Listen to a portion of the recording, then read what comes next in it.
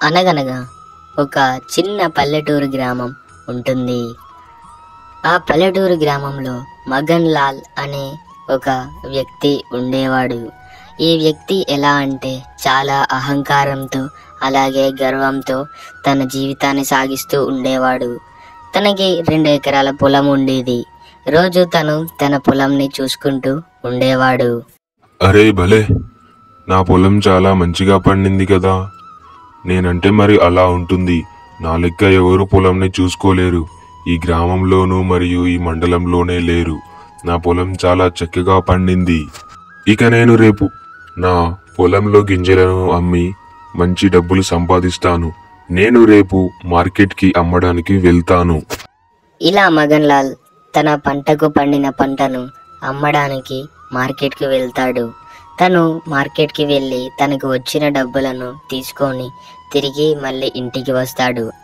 అలా వచ్చే దారిలో అతని పొలం దగ్గర ఒక చిన్న పిల్లవాడు కనిపిస్తాడు. అరే బాబు, ఎవర్రా నువ్వు? నా పొలం దగ్గర ఏం చేస్తున్నావు నువ్వు? అసలు ఎందుకు నా పొలం దగ్గరికి వచ్చావు? ఏం పేర్రా నీ పేరు? ఇంకొకసారి ఇటువైపు వస్తే మర్యాదగా ఉండదు చెప్తున్నా.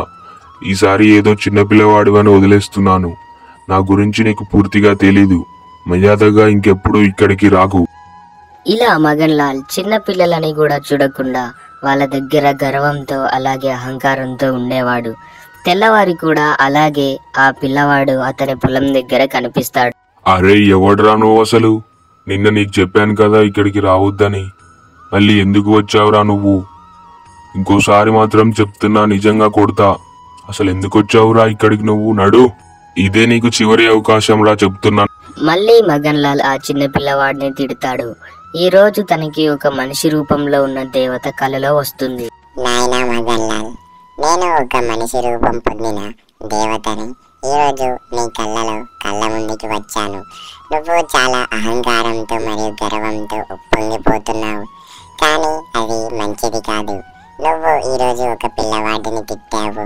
అది ఏమాత్రం పద్ధతి కాదు, ఎందుకంటే చిన్న పిల్లలు రేపటి తరానికి ఆదర్శం. అందుకే నువ్వు ఇప్పటికైనా మారి మంచి మనిషిగా బతకాలని నేను కోరుకుంటున్నా. అలాగే అమ్మా, నువ్వు చెప్పినట్లుగా నేను ఇప్పటి నుంచి నడుచుకుంటాను.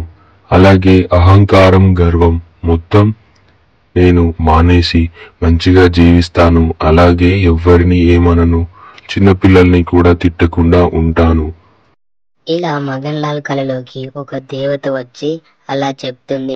అరే ఏంటిది? నా కళ్ళలోకి దేవత వచ్చి అలా చెప్పింది?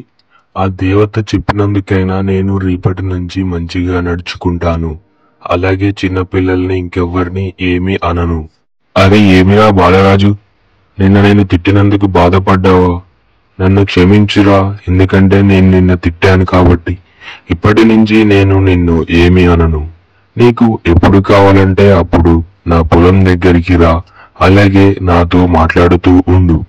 నువ్వు చక్కగా చదువుకొని మంచిగా ఎదిగి మంచి ఉద్యోగం తెచ్చుకోవాలిరా, ఏమిరా?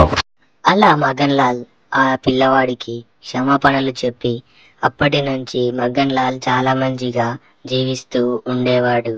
అలా మగన్ లాల్ ఎవరిని ఏమీ అనకుండా తన పని తను చూసుకుంటూ జీవించేవాడు. మీకు మన వీడియో నచ్చినట్లయితే మన ఛానల్ని సబ్స్క్రైబ్ చేసుకోండి అండ్ అలాగే ఈ వీడియోకి లైక్ చేయండి. Thanks for watching.